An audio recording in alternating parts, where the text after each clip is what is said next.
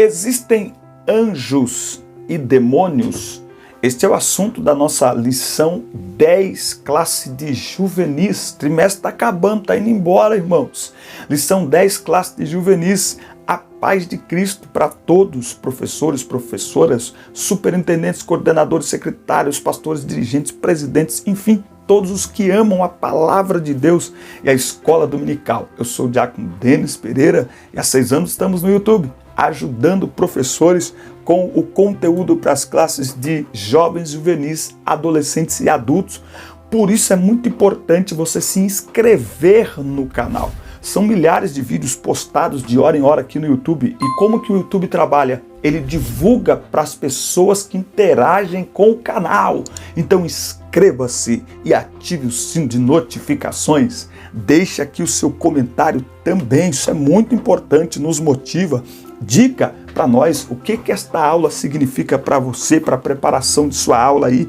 Como fez Marcos Gomes aqui, Darlécio Almeida, Vanessa Custódio, Nídia Paula, Késia Kellen, Luana Carvalho, canal JJP e muita gente aqui, Cássia Neres, Rodrigo Gomes, enfim, não dá para ler o comentário de todo mundo, nem todos os nomes, mas deixa aqui o seu comentário, compartilhe com seus alunos e com outros professores que precisam de ajuda também. Vamos juntos crescer na graça e no conhecimento através da palavra de Deus. Bora para a lição 10, classe de juvenis, mas antes, roda a vinheta.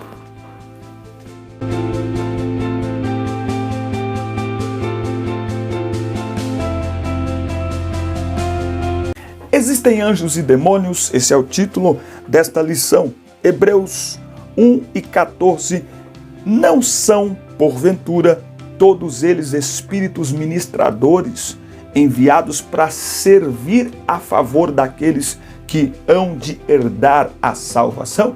Algumas perguntinhas aqui para você responder aí nos comentários. Existe anjo da guarda, irmão?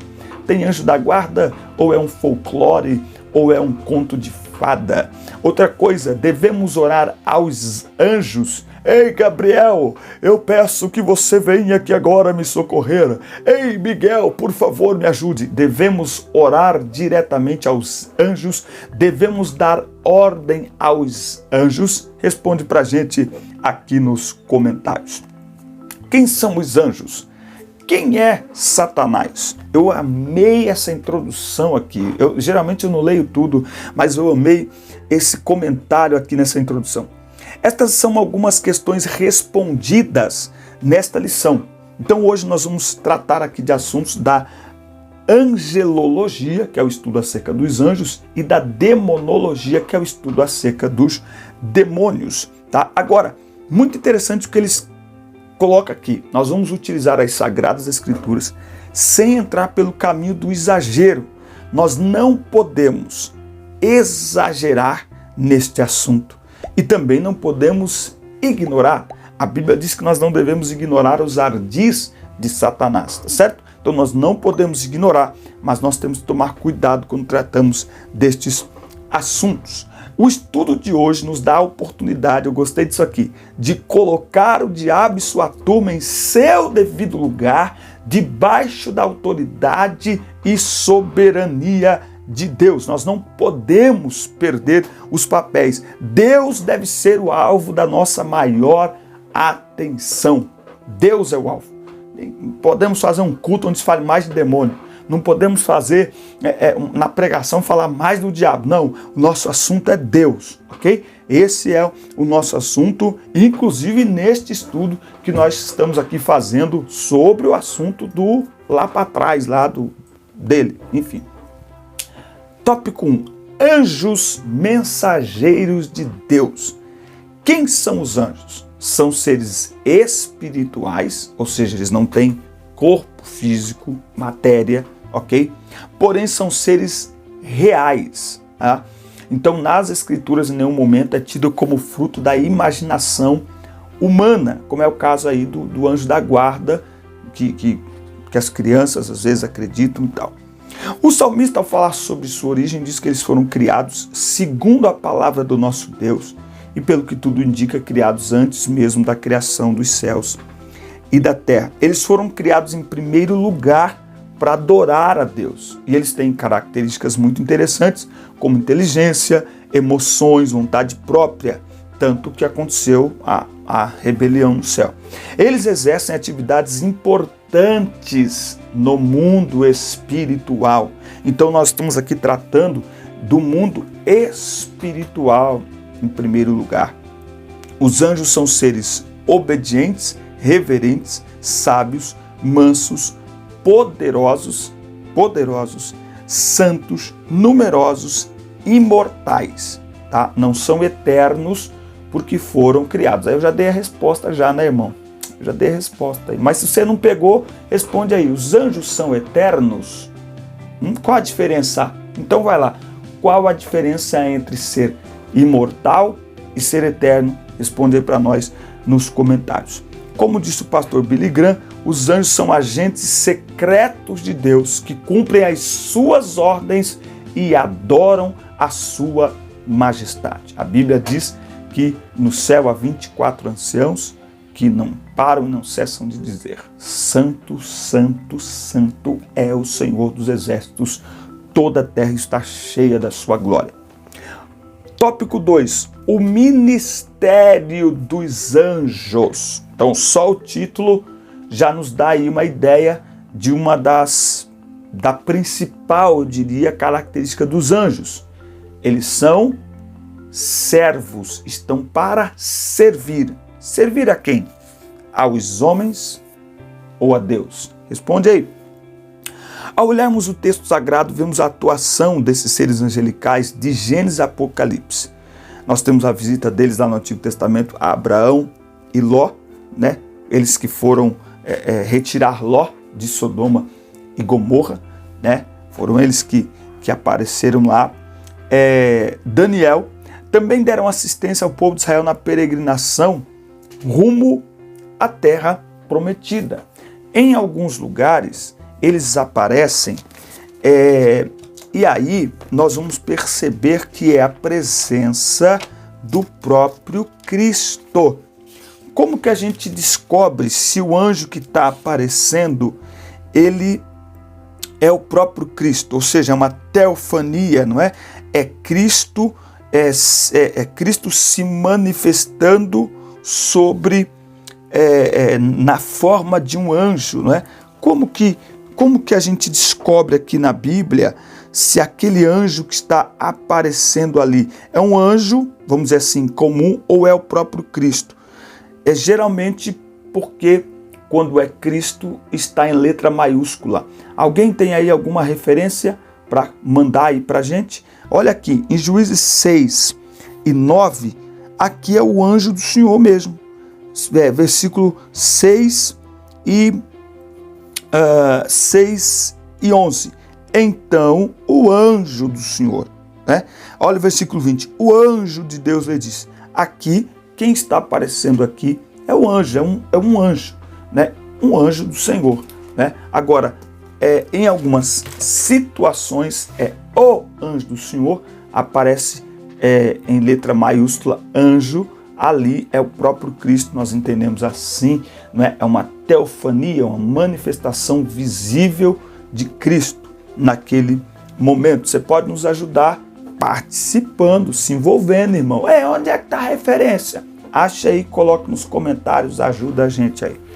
No Novo Testamento, eles anunciaram o nascimento de Jesus, estiveram presentes no seu ministério como um todo e o acompanharão na sua segunda vinda visível.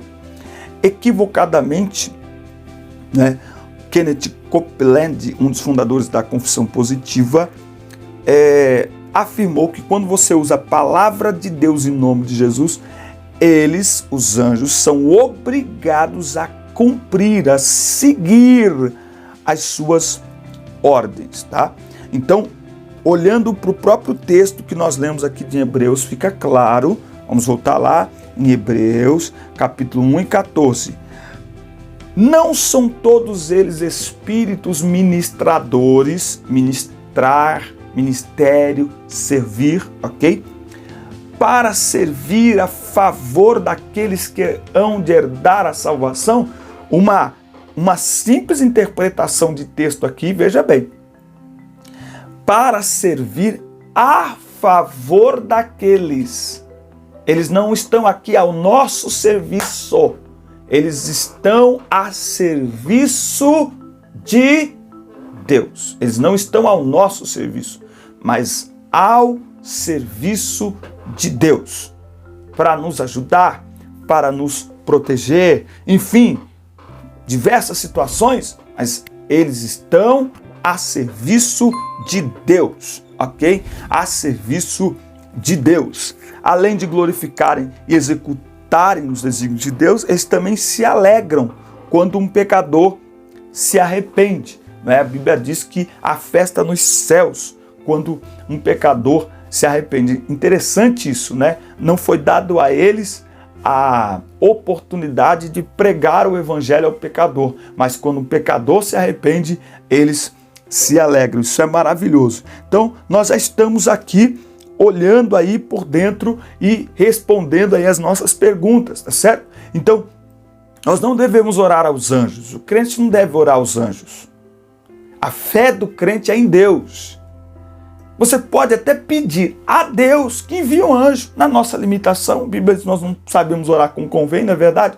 Senhor, manda um anjo lá na minha casa. Exatamente por esta ideia que nós temos, que o anjo protege, que o anjo guarda, né? Nós não cremos naquele folclore, naquele conto de fada do anjinho da guarda. Mas os anjos de Deus guardam, não é? Os anjos de Deus nos guardam. Não é? A Bíblia diz que o anjo do Senhor, vamos ver essa referência onde é que ela está? O anjo, quem achar primeiro levanta a mão aí. O anjo do Senhor acampa ao redor daqueles que o temem e os livra. Salmos 34. Vamos achar aqui? Quem é bom de Bíblia aí? Vamos achar aqui? Salmos 34. Diz assim a palavra do Senhor: o anjo do Senhor acampa ao redor. 34 e 7. O anjo do Senhor acampa ao redor. Eu estou com uma versão aqui, que é uma versão mais atualizada, é a versão transformadora. Eu vou abrir aqui na mais tradicional. Essa aqui eu acho que é uma corrigida, essa aqui, só para a gente ter um pouco de parâmetro aqui. O anjo do Senhor, ele acampa-se ao redor dos que o temem e os livra. Então, nós estamos vendo aqui, não é verdade? Agora, em nenhum momento a Bíblia diz que nós devemos orar a este anjo do Senhor, não é? O anjo do Senhor é guardião, ele cerca e defende os que o temem. Você já deve ter visto aí aquela imagem, aquela foto de um carro que alguns jovens saíram para festejar e acho que a mãe falou, não vai. Eles saíram, a gente vai. E eles saíram, passaram a noite, beberam e quando eles estão voltando para casa acontece ali um acidente e capota o carro, morre todo mundo. E aí quando a perícia chega e começa a olhar o carro, que eles abrem o porta-malas, o carro todo retorcido, quando eles conseguem acessar o porta-malas, no porta-malas do carro tem uma cartela de ovos e esta cartela de ovos está intacta, não é? Então existem muitos testemunhos de livramentos e que muitas vezes nós atribuímos, foi um anjo do Senhor que livrou, foi o anjo do Senhor que guardou, mas não podemos nos esquecer que toda a glória deve ser dada ao Senhor, adoração somente ao Senhor. Podemos pedir ao Senhor que envie anjos e em sua soberania Ele pode enviar anjos para nos guardar, mas Ele pode nos guardar com a sua palavra, Ele pode nos guardar com a sua presença, Ele faz como Ele quer. Portanto, os anjos não são servos dos homens, não cumprem nossas ordens, eles são servos de Deus, enviados por Deus para atender aos desígnios de Deus. É Deus que envia, segundo sua vontade, os seus anjos. Portanto, eles não devem ser adorados, nem receber culto, nem receber adoração. Tópico 3, o diabo e os demônios. Deus não criou os demônios nem tampouco Satanás. Muitas pessoas não conseguem entender isso, porque Deus não criou o mal. O que é o mal? O mal é a ausência de Deus. Quando o inimigo, quando Lúcifer se afasta de Deus, Deus não é bom? É igual à luz. Está na luz. Se você afastar da luz, é a luz que te torna mal ou é você que vai para o escuro? É a luz que faz você ir para as trevas, que torna você trevas, ou é você que ao se afastar da luz se aproxima das trevas? Então Deus não criou o mal, Deus não criou o diabo, Deus não criou os demônios. Eles se rebelaram. Por isso que a gente tem que tomar muito cuidado com rebelião. Uma coisa é se afastar porque caiu, porque errou, e mesmo assim precisamos interpretar isso, porque a Bíblia diz que o sangue de seu Filho Jesus Cristo nos purifica de todo pecado. Então nós precisamos entender que caiu, pecou, errou, tem que se aproximar. É igual a roupa, quanto mais suja, mais perto da máquina. Se você deixar a roupa suja distante da máquina, não fica limpa, ok? Agora, rebelião, não é? Quer virar as costas para Deus e praticar tudo que desagrada a Deus de maneira proposital, premeditada. Preciso tomar cuidado, Tem muita gente caída e não consegue se levantar. Virou as costas para Deus de maneira premeditada, consciente e constante. Precisa tomar cuidado. É a própria pessoa que se lança num poço de escuridão do qual ela mesma não consegue sair. Precisa clamar a Deus por misericórdia. Precisa clamar, ainda que sem força, por graça a Deus. Então, a finalidade dos anjos era seres bons, porque Deus é bom. E, portanto, tinham por finalidade honrá-lo, glorificá-lo e cumprir os seus desígnios. Agora, através de um ato deliberado de Lúcifer, não é? De querer ser como Altíssimo, então ele e uma terça parte se reuniram em rebelião a Deus. Então, Deus os expulsou. E aqui, algo muito interessante, porque às vezes parece que há uma briga do bem contra o mal no campo espiritual também, sabe? Parece que há uma briga do bem contra o mal. Não há duelo. Não há duelo entre o bem e o mal. Não há duelo entre Deus e Satanás. Quando ele se rebelou, Deus o atirou. Não houve guerrinha no céu. Deus não entrou em guerra contra o inimigo. Deus não. Ele simplesmente o expulsou, o atirou, acabou, resolvido. Porque, pega essa, por favor, pega essa. Só pode haver duelo quando os oponentes são similares, são paralelos entre si. Ou seja, quando há a possibilidade de qualquer um dos lados vença a batalha. Do contrário, não há duelo. Tem aí o MMA. Você só coloca dentro do octógono dois lutadores da mesma faixa, do mesmo peso. Você nunca vai colocar um peso galo com peso pesado. É peso galo com peso galo, peso médio com peso médio, peso pesado com peso pesado. Então, o inimigo diante de Deus é um peso galo. E Deus bota peso pesado nisso, irmão. Bota peso pesado nisso. E por conta desta rebelião, eles foram condenados para sempre ao inferno. E o fogo eterno foi preparado para Deus e os anjos maus. Enquanto isso não acontece, ele engana, escraviza, rouba e destrói e se opõe a Deus e sua criação. Para a gente entender um pouco, assim como para nós entendermos o agir de Deus, a gente estuda os seus nomes, que aí a gente conhece os seus atributos, o inimigo também. Enganador, antiga serpente, inimigo, adversário, tentador, Deus deste século, príncipe da potestade do ar, dragão, maligno, pai da mentira. Satanás não é um mito, uma fantasia ou produto de imaginação humana, ele é um ser real. segundo a Bíblia, é presunçoso, orgulhoso, maligno, enganador, mentiroso, opositor ao Evangelho e mestre em disfarces. Por isso que nós precisamos orar, pedir que Deus abra os nossos olhos espirituais, porque Ele é mestre em disfarces. Meu Deus! Ele é o agente do engano. A Bíblia diz que se possível for, enganaria até os fiéis. E a única maneira de não sermos enganados pelo inimigo é com o conhecimento da palavra de Deus. O meu povo perece por falta de conhecimento.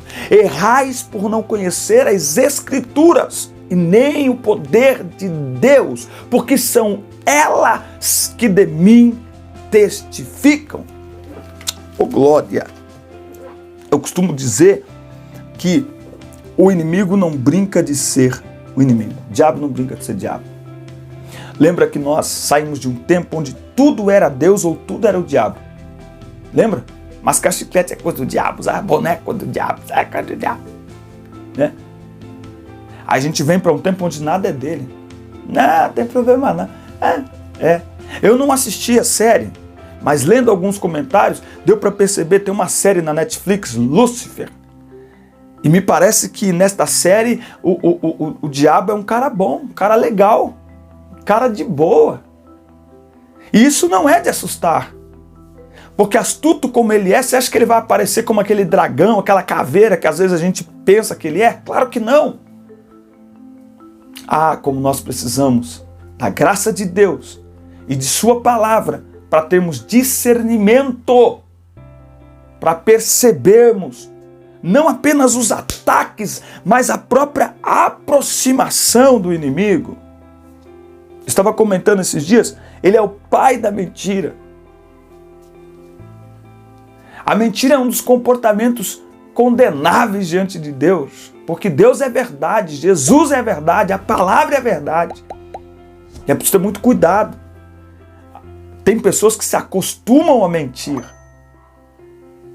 vivem de mentir.